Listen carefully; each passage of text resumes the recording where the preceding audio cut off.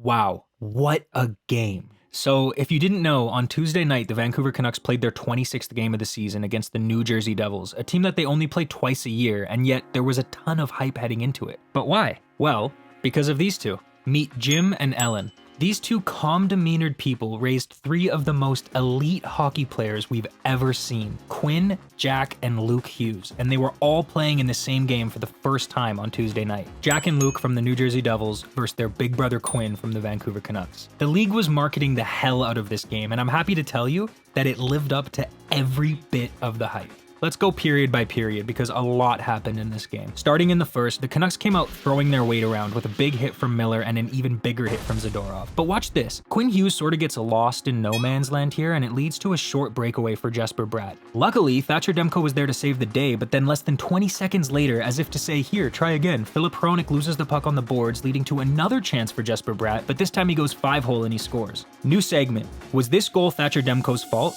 No, Bratt faked the pass and then placed the shot perfectly. Plus, Demko shouldn't be dealing with two 2-on-1s 20 seconds apart. You know that's not part of Rick Tocchet's coaching strategy, and he wasn't pleased. But the Canucks answered with a couple strong shifts and earned themselves a power play that they were able to capitalize on. Watch this. The Devils centerman, Michael McLeod, broke his stick on the faceoff and is seriously debating whether he has time to run back to the bench to grab a new one or not, and the Canucks know this. They pass the puck around a bit until he makes a run for it, and then they pounce. Pettersson to Besser to JT Miller. It was perfect. Game's back on. The Canucks' early mistake is made up for 1-1. But just over 1 minute later, the Devils get another one, and it's all thanks to the big brain of Jack Hughes. Watch this. At first it might look like Jack is wimping out and trying to avoid getting hit by the 6'8" Tyler Myers, but really he was just anticipating the play. He knew Myers would likely throw it up the board, so he just went to where the puck was going to be, and just like he drew it up in his head, Myers passed the puck right to him, and before anyone could even process the giveaway, Jack had passed it right to the stick of a wide open Eric Haula in front of the goal. The puck was on Jack's stick for less than 1 second, and yet none of that would have happened if it wasn't for him. Now, was this goal Thatcher Demko's fault?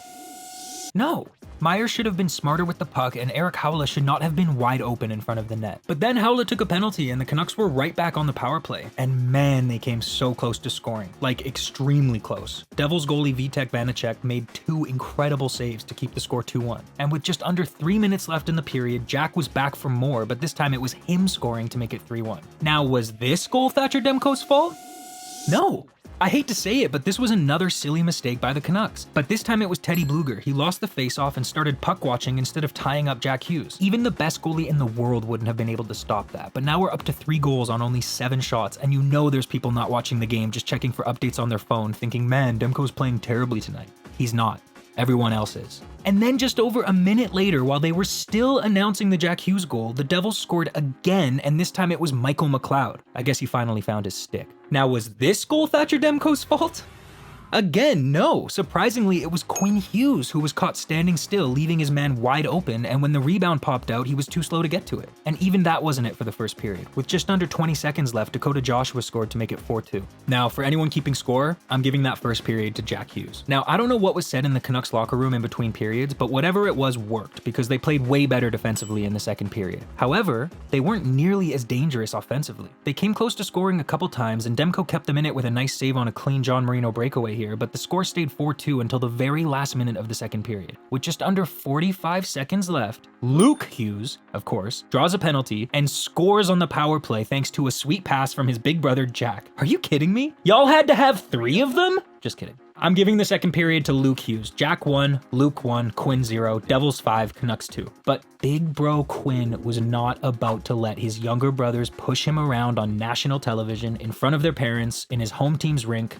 No way. Right away, in the first minute of the third period, Quinn absolutely dummied his younger brother, breaking both of Jack's ankles in the process, as if to say, now it's my turn. And he wasn't done there. But before I show you the nastiness Quinn pulled, I'd be an idiot if I didn't mention the play of JT Miller and Niels Big Hog Hoglander. First of all, Big Hog started the game on the 4th line and was playing so well he kept getting promoted up the lineup until he ended up on the 1st line with JT Miller and Brock Besser in the 3rd period. Secondly, Miller was lights out. He brought the team back into this game by himself. Watch this. After a long shift, he gets the puck out of the zone, but instead of dumping it down and changing with the rest of his line, He fights off Jack Hughes, tries to deke around Eric Howla, and draws a penalty. Now, the Canucks didn't end up scoring on that power play, but that didn't stop Miller. He came out flying on his next shift. He screams for the puck, dumps it in, bulldozes through Nathan Bastian, and thanks to a hard forecheck from Big Hog, the Devils handed the puck right to Miller, who made a perfect pass to Brock Boeser for his league-leading 18th goal of the season. What a shot by Boeser. 5-3 with just under 13 minutes left in the game. A few more minutes would go by, the Canucks didn't make much happen in that time, so Tocchet threw out the newly formed Miller, Big Hog, Boeser line again, and they went right back to work. This is when it really started to feel like a playoff game to me. Miller crunched Timo Meier into the boards, got the puck in deep, and then Big Hog came through with another perfect forecheck, stole the puck from the Devils, made a sneaky little move, got the puck to Boeser, who set up Quinn Hughes for a shot that Vanacek would save and cover up for a whistle. But then, on the faceoff that followed, Quinn Hughes stepped up and gave Sam Lafferty the perfect shot to tip in to make it 5-4 with 6 minutes left. What a game, and it's not even done yet. Thanks to Miller, Big Hog, and Quinn Hughes, the Canucks were back in it and everyone was joining in. And then with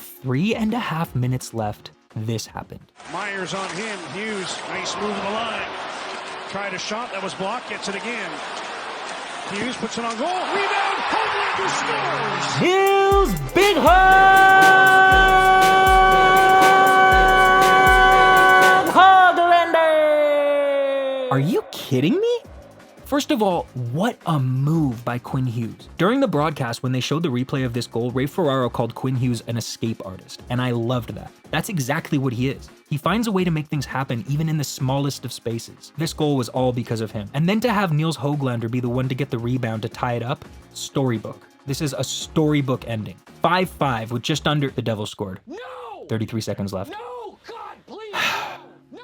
Look, this was a bit heartbreaking. But honestly, I'm mostly sad that we were robbed of a 3-on-3 overtime where 50% of the skaters on the ice would have been brothers. Despite the loss, I'm giving that third period to Quinn Hughes, and I won't accept anyone saying any different because they'd just be wrong. Oh yeah, was this goal Thatcher Demko's fault? In my opinion, no. Watch Dakota Joshua here. He lets his check go, and to be fair, this was a great play by Jesper Bratt, sneakily drifting away from the play, only to come right back and settle himself in front of the net, completely unmanned. But don't get it twisted. This was Joshua playing soft when it mattered most, which is unfortunate because he had a great game up until that point. This game was a coach's nightmare on both sides, but the Canucks lost, so it's more on them. Here's what Rick Tocchet said after the game. I'm sure you're disappointed with the first. Well, the first period, obviously, you give them, just 4 goals that shouldn't go. Just, there's system plays that, I'm a little disappointed, guys. Just, you're supposed to be in spots they weren't in. Now you're chasing the game. And that brings us to last night, where the Canucks played their 27th game of the season against the Minnesota Wild. And right off the bat, look who's up on the first line with Miller and Boeser to start the game. Big Hog. However, the Canucks started slow again, but this time our beautiful Ryan Gosling lookalike of a backup, Casey DeSmith, absolutely saved our asses with some incredible saves. I mean, just look at this one. He was clearly on the ball last night. Halfway through the first period, the shots were 10-0 for the Wild, and yet the score was 0-0. Thank you, Casey. Come on. Thank you, Casey. Thankfully, only 15 minutes late, the Canucks showed up. Hughes started dancing again, and then Nils Big Hog Hoglander! Hoglander scored. 1-0. This is precisely when the Wild started getting quite frustrated. Just watch Patrick Maroon here yelling at the bench with all of his might, only to be met with pure indifference. This is a great metaphor, actually. Patrick Maroon is all the Twitter nerds yelling about PDO, and the Canucks are just the Canucks not caring and continuing to win. It was also nice to see Andrei Kuzmenko back on the first power play unit. I just want him to get back to his scoring ways. Good news, he's spinning like a Beyblade again, decimating any nearby ankles in the process. The Miller-Boeser Hoglander line needs a name. They're playing amazing. Look at this. They came out and put on quite the show in the offensive zone. Let's brainstorm some names for that line in the comments and see if we can come up with one that actually sticks. That'd be awesome. The Wild just kept getting more and more frustrated as the game stayed 1-0. And right when the Canucks had all the momentum, the curved glass by the bench needed to be repaired. And after a short 3-day intermission, the Canucks just came right back out and kept dominating, and the Wild just kept getting angrier. And you know who had a great game? Connor Garland. I love this guy. I'd hate to see him leave. He works hard every single shift. The goals and points are gonna come any second now. For Bluger, he deeks, he scores! What a pass. What a deke, and what a goal. Let's go, Gargoyle. That's his name now, Gargoyle. Why? Because he gives gargoyle vibes, obviously. Don't ask me dumb questions. Speaking of gargoyles, the Minnesota Wild coach John Hines genuinely looks like, and I mean no disrespect when I say this, he looks like a heartless movie villain. I can't imagine he's ever thought of like flowers or something.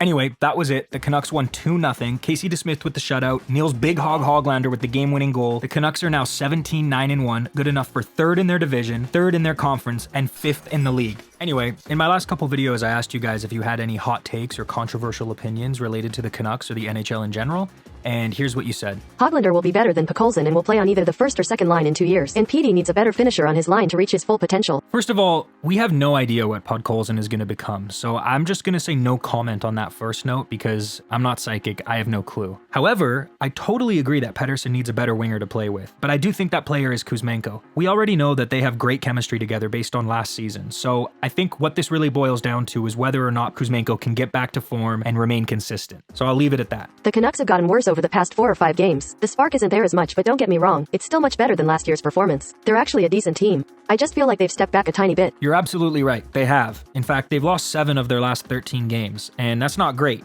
But every team slumps. That's just how it goes. And thanks to the amazing start the Canucks got off to, they have quite the cushion and are able to deal with this right now. For the past 10 games or so, they've won, lost, and we're still one of the best teams in the league. It's all good. They're also dealing with injuries. Soucy's out, Suter's out, Kuzmenko's slumping. It's gonna be fine. Tyler Myers should be placed on waivers.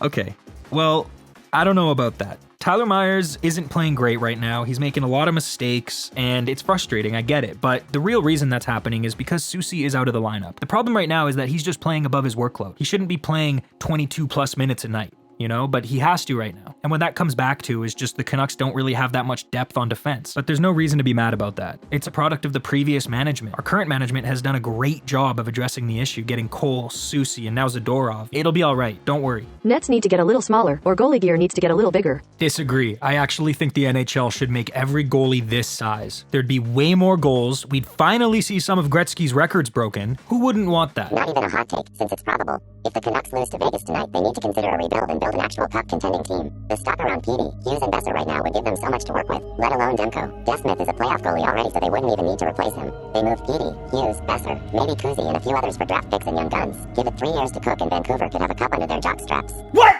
What are you, what? Huh? What? Wait, what, what the fuck are you talking about? Go take a shower and read a book, man. The Vancouver Canucks are good. I agree. The Vancouver Canucks are good. Thank you for your hot takes. Give me some more. If you like this, I'll do more. Yeah, subscribe, like, comment, subscribe. Yeah, bye. Turns. Kuzmenko scores. What a pass by Elias Pettersson.